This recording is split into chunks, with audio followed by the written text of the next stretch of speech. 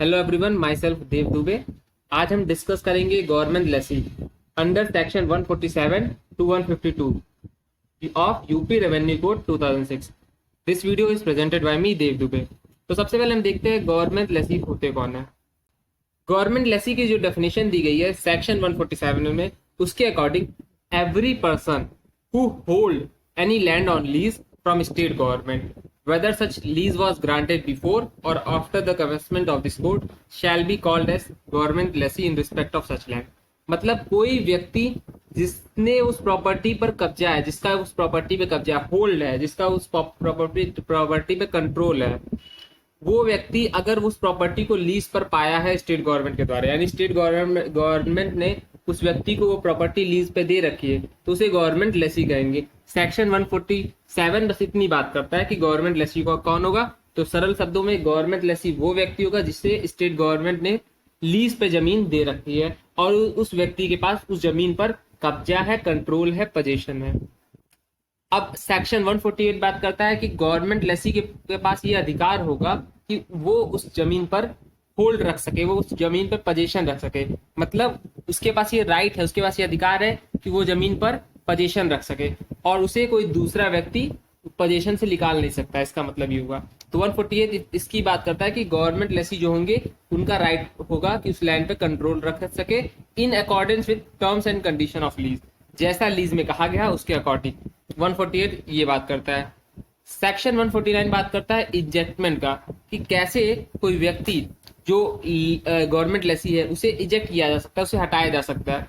तो इसके लिए 4 ग्राउंड बताया गया है। इनमें से कोई भी अगर ग्राउंड सेटिस्फाई होता है, चाहे पहला या एक से ज्यादा कोई भी ग्राउंड सेटिस्फाई होता है, तो उसे निकाला जा सकता है। बहुत ही सरल शब्दों में ग्राउंड्स को हम समझते हैं। तो पहला जो ग्राउंड है वो है फेल्ड टू पे रेंट और ड्यू टू गवर्नमेंट, यानी गवर्नमेंट को कोई रेंट देना है, कोई ड्यू है जो गवर्नमेंट को नहीं दे पाया गया है, तो वो क्या होगा, उससे इजेक्ट किया जा सकता है अगर उसने कोई ड्यू या रेंट नहीं दिया है। दूसरा, use land for other purpose. Other purpose मतलब कि उसने लैंड का जो यूज किया वो मिसयूज कर दिया। जिस पर्पस के लिए उसे लैंड दिया गया था वो उस पर्पस के लिए लैंड नहीं यूज कर रहा है। जैसे कि एग्रीकल्चर के लिए लैंड दिया गया था मान लीजिए, और वो एग्रीकल्चर के पर्पस से यूज नहीं करता, उसे रेसिडेंशियल पर्पस के लिए यूज करता है, तो इस ग्राउंड पे भी उसे इजेक्ट किया जा सकता है, उसे हटाया जा सकता है। तीसरा है जहां उसकी लीज एक्सपायर हो जा रही है, 100 साल के लिए, 99 साल के लिए लीज दी गई, वो एक्सपायर हो गई, या फिर जहां पर किसी कारणवश lease in accordance with terms condition cancel कर दी जाती है। तो ये 3 ग्राउंड हुए कि आप लीज कैंसिल या एक्सपायर हो जा रही है, 1 ग्राउंड। अदर पर्पस के लिए यूज कर रहे हैं, 2 ग्राउंड। रेंट बाकी है या फिर कोई ड्यू बाकी है, ये तीसरा ग्राउंड। चौथा जो ग्राउंड है वो बहुत ही वेग है, वो है कॉन्ट्राविंग द टर्म्स एंड कंडीशन, यानी जो भी टर्म्स एंड कंडीशन दी गई है अगर उसको कंट्रावीन करते हैं तो उस ग्राउंड पे भी इजेक्ट किए जा सकते हैं। अब हम सेक्शन 149 के बाद देखते हैं सेक्शन 151। ये एक इंपॉर्टेंट सेक्शन है इस पर्टिकुलर गवर्नमेंट लेसी टॉपिक का, क्योंकि इसमें बात किया गया है ट्रेसपास का, कि अगर कोई व्यक्ति ट्रेसपास करता है, अगर कोई ट्रेसपासर है।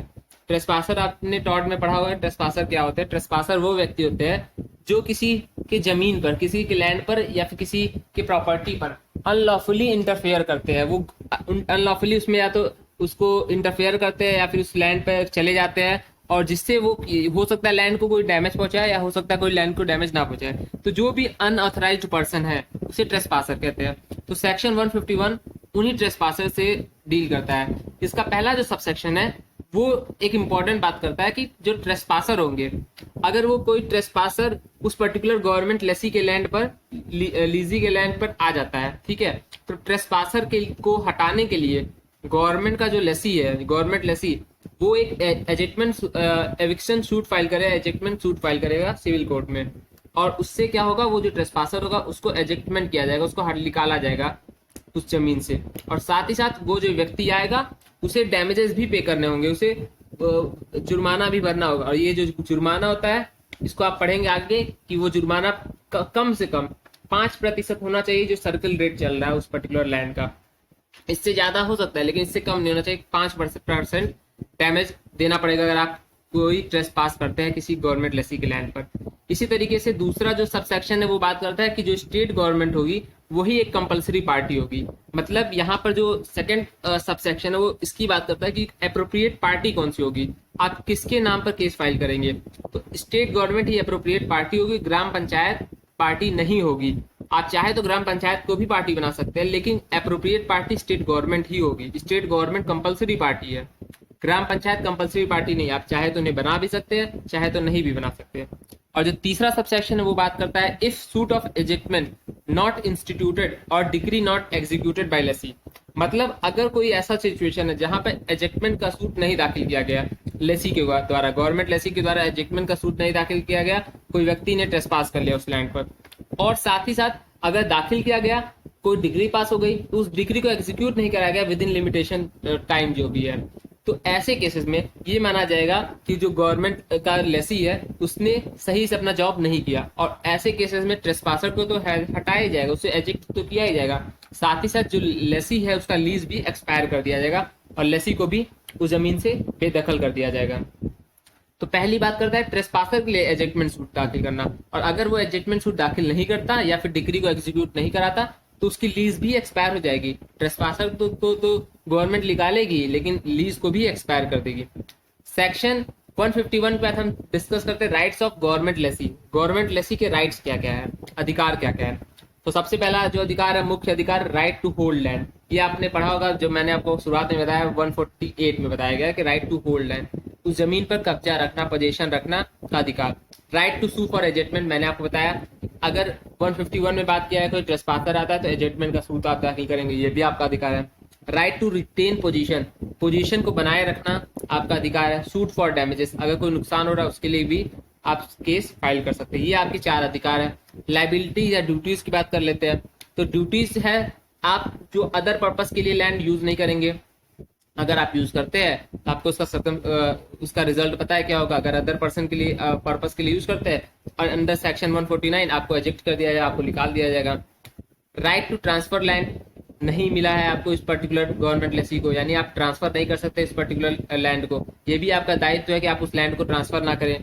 तीसरा जो दायित्व है वो है कि आपके पास एजेटमेंट का सूट जो दाखिल करना है आप उसको दाखिल करें। अगर कोई ट्रेसपासर आता है तो एजेटमेंट का सूट दाखिल करें। चौथा जो आपका अधिकार है वो है कि एग्जीक्यूट कराए वो डिग्री को, जो एविक्शन की डिग्री आपको मिली है कोर्ट के द्वारा, उसको एग्जीक्यूट कराए और उस ट्रेसपासर को उस जमीन से बेदखल करे with in limitation time, with in period of limitation. पांचवा जो आपका ड्यूटी है, जो आपका कर्तव्य है वो ये है कि उस लैंड को प्रोटेक्ट करे अनऑथराइज्ड ऑक्यूपेशन से, कोई व्यक्ति आकर उस पर कब्जा ना कर ले, इसको बचाए रखना भी आपकी जिम्मेदारी है। और सबसे इंपॉर्टेंट और आखिरी जो आपका ड्यूटी है वो है लाइबिलिटी टू पे ड्यूज, यानी लाइबिलिटी है आपकी कि आप ड्यूज को पे करें।